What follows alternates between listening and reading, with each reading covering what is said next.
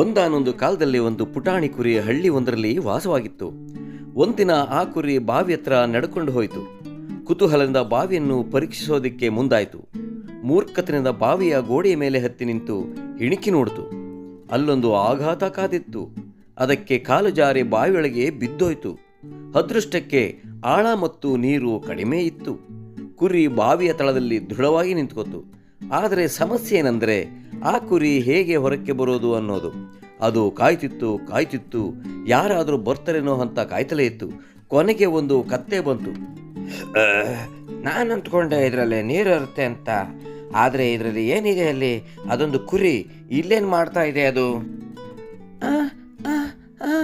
ನಾನು ಕೆಳಗೆ ಬಿದ್ದೋದೆ ಕತ್ತೆ, ನಾನು ಹೊರಗೆ ಬರೋಕ್ಕೆ ಸಹಾಯ ಮಾಡು. ನಾನೇನು ಮಾಡ್ಬೋದು? ನಾನು ಯೋಚನೆ ಮಾಡ್ತೀನಿ. ಅಲ್ಲಿ ಕೆಳಗಡೆ ಅಷ್ಟೊಂದು ಕಲ್ಲುಗಳು ಬಿದ್ದಿರೋದು ಕಾಣ್ತಿದೆ. ನೀನು ಅದನ್ನು ಒಂದ್ರ ಮೇಲೊಂದು ಇಟ್ಬಿಟ್ಟು ಸುಲಭವಾಗಿ ಹೊತ್ಕೊಂಡು ಮೇಲೆ ಬರ್ಬೋದು. ಸರಿ, ಅದನ್ನು ಪ್ರಯತ್ನ ಮಾಡ್ತೀನಿ. ಆದರೆ ನೀನು ಎಲ್ಲಿ ಹೋಗ್ತಿದ್ಯಾ? ಕ್ಷಮಿಸು, ನನಗೆ ಕೆಲಸ ಇದೆ ಕುರಿ. ನೀನೇ ಹೊತ್ಕೊಂಡು ಮೇಲೆ ಬರಬಹುದು.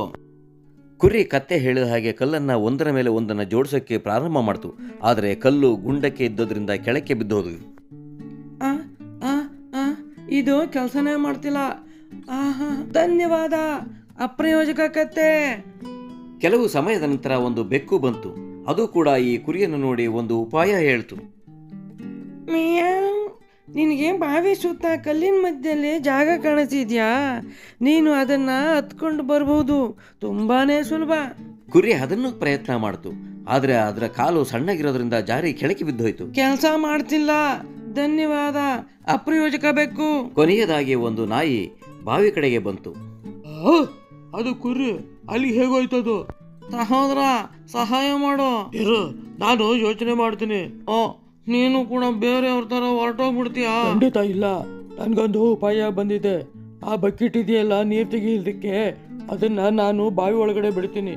ನೀನು ಅದ್ರ ಮೇಲೆ ಹತ್ಕೋ, ಮೇಲೆ ಎಳ್ಕೋತೀನಿ ನಿನ್ನ. ಅದು ಕೆಲಸ ಮಾಡುತ್ತೆ.